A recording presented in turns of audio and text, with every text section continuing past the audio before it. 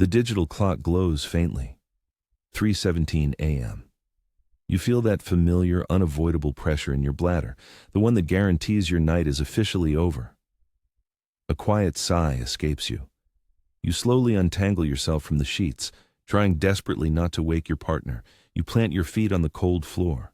The house is silent, dark, and utterly unforgiving. You know this routine well. This is the third time tonight. The long, careful tiptoe across the hallway begins. Every shadow looks deeper. Every throw rug feels like a potential obstacle, a trip hazard waiting to happen. You are moving slowly because you are tired. You are tired because you are constantly moving. You make it back to bed 15 minutes later. Your heart rate is slightly elevated. Your brain is buzzing. You lie there, staring at the ceiling, waiting for sleep to return, knowing it might be another hour until you drift off again. If this sounds like your nightly experience, if you are routinely getting up 3, 4, even 5 times to use the bathroom after you have already gone to sleep, you are experiencing something that severely impacts your long-term health. It has a name, nocturia. And while your doctor might tell you it is just a common side effect of aging, we are here to tell you 2 things that offer immense relief. 1. It is incredibly common, but it is not inevitable. 2. You can dramatically reduce these nighttime interruptions with one simple targeted movement performed right before your head hits the pillow. The promise we are making today is real. Better, deeper sleep starting tonight. A morning where you wake up feeling rested rather than just relieved the night is finally over. We often try to solve this problem by limiting our water intake after dinner. Perhaps you stop drinking fluids entirely after 6 p.m. This feels logical, but it rarely works completely and often leaves you dehydrated during the critical evening hours.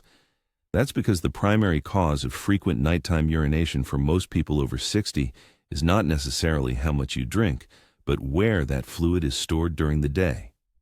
Think about your daily routine. You spend hours sitting, standing, walking, or engaging in activities where gravity is constantly pulling fluid down into your lower extremities. When you sit at your desk, when you prepare dinner, when you watch television, when you are simply living your life upright, gravity is working against you. This leads to a phenomenon called peripheral edema, or fluid pooling. This means that throughout the afternoon and evening, excess fluid slowly accumulates in the soft tissues of your lower legs, ankles, and feet. Your body is highly efficient at regulating fluid volume, but it can only truly gauge the fluid volume in your core circulation. While you are awake, the pooled fluid in your lower legs is outside of that core circulation. Your body's monitoring systems essentially ignore it. But here is the critical shift that happens every night at bedtime. When you finally lie down, when you assume a completely horizontal position, gravity's pull on your legs is eliminated.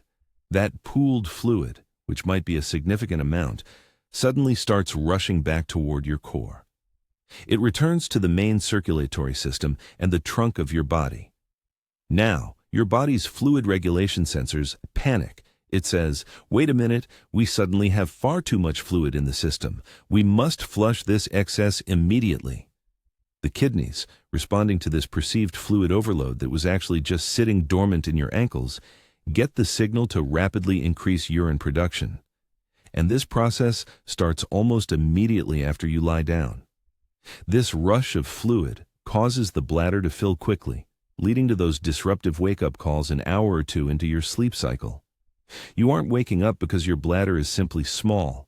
You're waking up because your kidneys just produced an entire day's worth of urine in 90 minutes.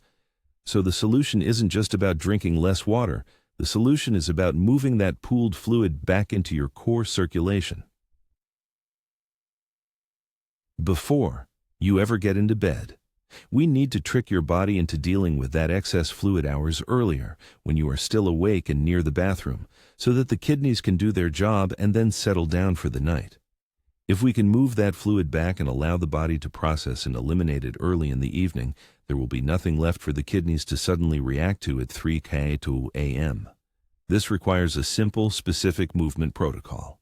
It is not complex stretching. It is not intense exercise. It is a targeted, low-impact position and movement sequence designed specifically to use muscle contraction and positioning to push that fluid gently out of your lower limbs. We are going to give you that movement now. It must be performed in a very precise way, 30 minutes before you climb into bed. In the next section, we will break down this single movement. We will show you exactly how to position your body, the specific duration needed for maximum fluid return, and how to pair it with a simple breathing technique that boosts its effectiveness instantly. Stick with us. This simple shift is about to change how you sleep forever. Let's talk about the midnight rush. We need to understand exactly why your bladder, which behaved perfectly all day, suddenly decides to wake you up 4 times after midnight. The answer is surprisingly simple, and it has nothing to do with your actual bladder strength. It's about gravity. Think about your daytime routine. You are standing, sitting, walking, cooking. All day long, gravity is at work, pulling fluid down to the lowest points in your body. For most of us over 60, those lowest points are the ankles, feet, and lower legs. This leads to a condition called dependent edema. It is often very mild, maybe just a slight tightness around your socks in the evening. You might not even notice the subtle swelling until you take your shoes off. But that fluid is waiting. It's pooled up, held outside of your main circulatory system, trapped by gravity in the soft tissues of your lower body. Now, here is the critical part that steals your sleep. When you finally lie down flat in bed, you change the gravitational dynamic. That pooled fluid, which was stuck in your legs all day, is suddenly freed. Your body recognizes this large influx of water entering your circulation all at once. It thinks, aha, too much volume. Your sophisticated regulatory system, which is trying to keep your blood pressure stable while you sleep, immediately signals the kidneys. The kidneys then start working furiously, trying to process and eliminate that sudden wave of excess fluid. Where does that fluid go? Straight to your bladder. This massive fluid shift, which begins the moment your head hits the pillow, is the primary driver of nocturia for millions of older adults. The journey starts in your legs, not in your bladder. This understanding is essential because it shows why some of the common things you might already be doing are ineffective or even harmful. For instance, many seniors try to stop the midnight trips by drastically cutting back on fluids after dinner. They stop drinking anything after 6 p.m., hoping to dry the system out before sleep. This strategy often backfires spectacularly. When you artificially limit fluid intake too severely, you risk dehydration during the day. Dehydration does 2 negative things for sleep. First, it makes your urine much more concentrated, which can be irritating to the bladder lining, causing an urge to go even when the bladder isn't full. Second, severe daytime dehydration can cause your blood pressure to fluctuate, leading to poorer quality, shallower sleep, meaning you wake up more easily to smaller bladder signals. You are swapping thirst for trips to the toilet. Another common mistake is becoming overly anxious about diuretic drinks, like coffee or tea, and cutting them out entirely. While excess caffeine is bad, a moderate cup in the morning is usually processed long before the nighttime fluid shift begins. The real culprit isn't the morning coffee, it's the large volume of fluid pooling up in your legs during the afternoon and evening hours. The solution is not to dehydrate yourself. The solution is to fight gravity and prevent that fluid from pooling in the first place, or, more importantly, to ensure the body processes it while you are still awake. Think of your legs as those water-filled sponges we mentioned earlier. If you lie down with full sponges, the water immediately flows out and floods your system while you sleep. The entire goal of the movement we are about to discuss is to gently and strategically wring those sponges out before you get into bed. We need to force that trapped fluid back into your circulation when you are upright, allowing your body to filter it and eliminate it via the toilet, typically 60 to 90 minutes before sleep begins. This concept is called fluid repatriation, or pre-sleep venous return enhancement. It sounds medical, but the action itself is completely non-medical and requires zero equipment. It is not a complicated exercise routine. We are not aiming to build muscle or break a sweat. This is an act of timed, strategic preparation designed to interrupt the gravity cycle. We must use gravity to our advantage instead of letting it steal our sleep. Now, before we reveal the one simple leg movement, we must discuss timing. Doing the right movement at the wrong time of the evening can reduce its effectiveness significantly. The timing is almost as crucial as the movement itself. In the next part, we will discuss the ideal hour window for performing this movement and introduce the exact technique that takes less than 5 minutes to complete. This is the simple change you have been waiting for. Now, we move past the understanding and into the action. It is time for the movement itself. Remember our central goal. We must use the power of your muscles to push the excess fluid out of your legs and into your core circulation. Before gravity can stop working against you, you should already be set up. Your legs are elevated, at least 6 to 8 inches above your heart, on a sturdy surface like a stack of firm pillows, the arm of a sofa, or the side of your bed. You are lying comfortably, your head supported, and your spine is straight. Find your relaxation. We are not doing vigorous exercise here. We are doing a gentle rhythmic pump. Focus only on your feet. This simple movement is often called the ankle pump, but for our purposes, think of it as using your calf muscles as a second heart. Ready? Slowly, carefully, point your toes away from your body. Stretch them gently forward as if you were trying to touch the wall with the tip of your shoe. You should feel a slight tightening along the front of your shin. Hold this point for a slow count of 2. Now, reverse the movement. Pull your toes back toward your nose. Flex your feet hard, aiming to make your foot form a right angle with your leg. You should feel a deep, controlled stretch right along your calf muscle. Hold this pull for a count of 2. That is 1 full repetition. Point. Hold 2. Flex. Hold 2. We are not rushing this process. Speed is the enemy of efficiency here. We need the muscles to contract fully and smoothly to achieve maximum compression on those veins. Think of squeezing a sponge filled with water. Your knees and hips should remain still. The movement is entirely focused on the ankle joint and the lower leg muscles. Do not let your thighs lift or twist. If you rush, your muscles will fatigue quickly and the pump will not be effective. If you go too slow, we miss the optimal window of fluid return. Maintain this steady, slow rhythm. How long do we do this for? To effectively move the significant amount of pooled fluid that accumulates during a full day of standing and sitting, we need dedicated time.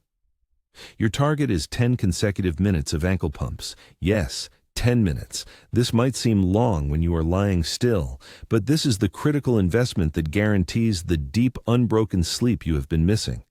If you are just starting out, or if you feel any cramping, you can break it into 2 5-minute segments with a 1-minute rest in between. Just make sure the legs remain elevated during the rest period. Let us discuss exactly what is happening inside your body during these crucial 10 minutes. As you point and flex your feet, your calf muscles, the gastrocnemius and the soleus, are squeezing down tightly on the deep veins running through your lower legs.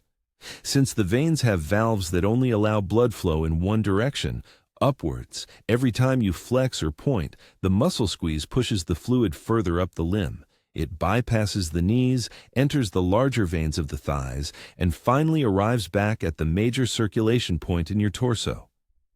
This is the key step we are trying to force.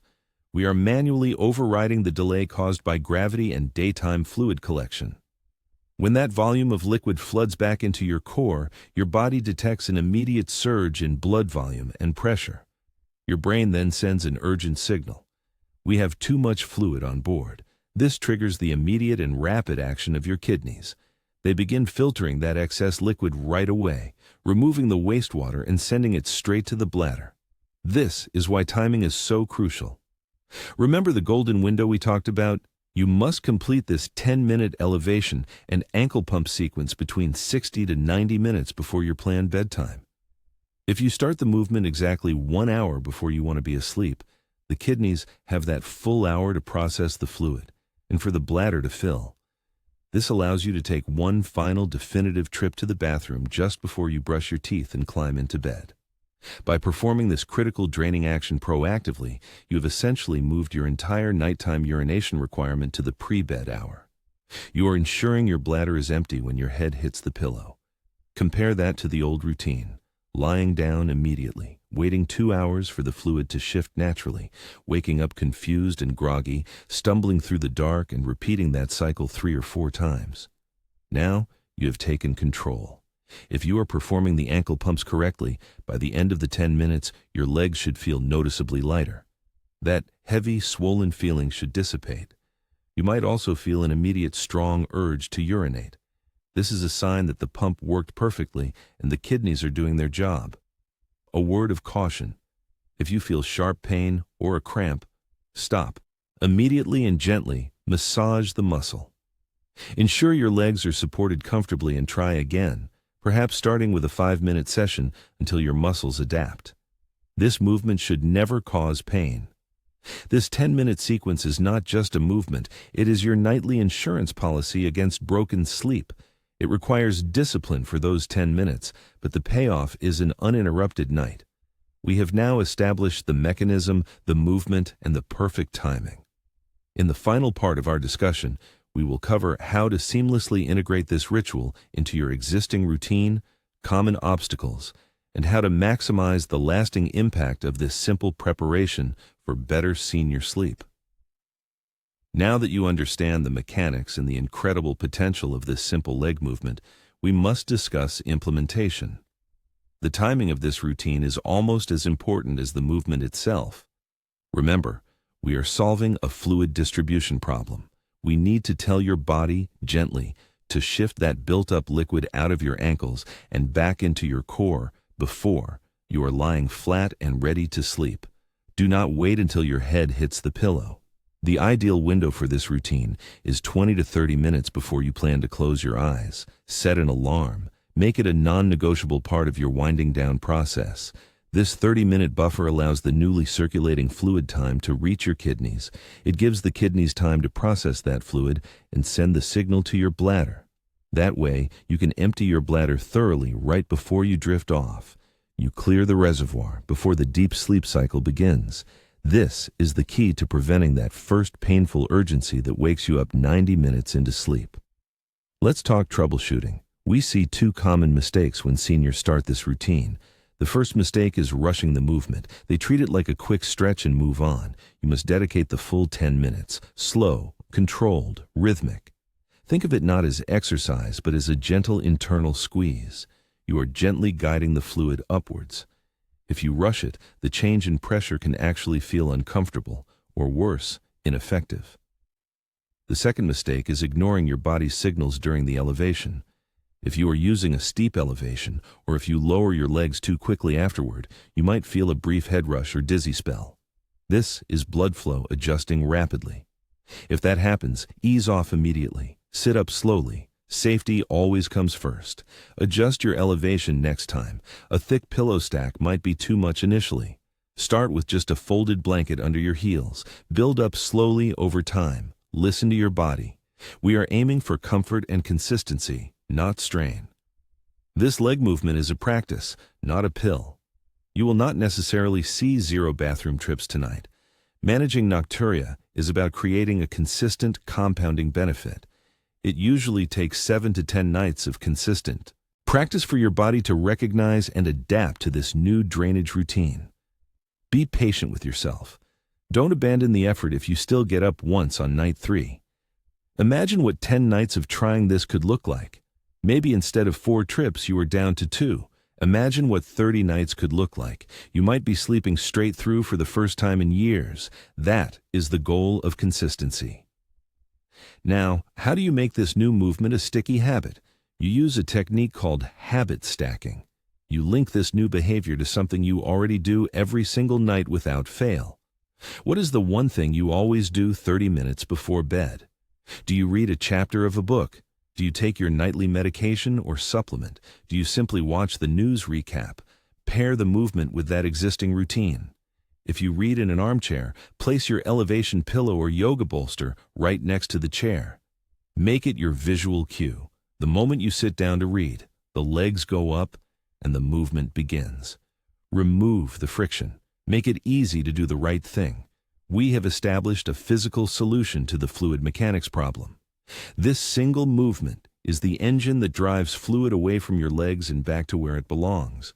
But that engine works best when the entire system is supported.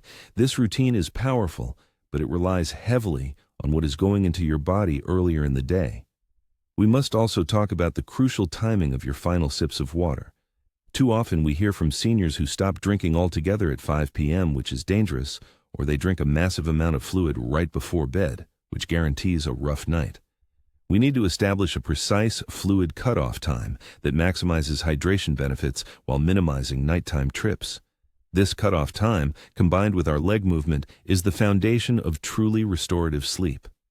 We will tackle the specifics of hydration timing next, because getting that wrong can sabotage all your hard work on the movement itself. Stay with us, because maximizing your nighttime rest is the absolute best thing you can do for your long-term health.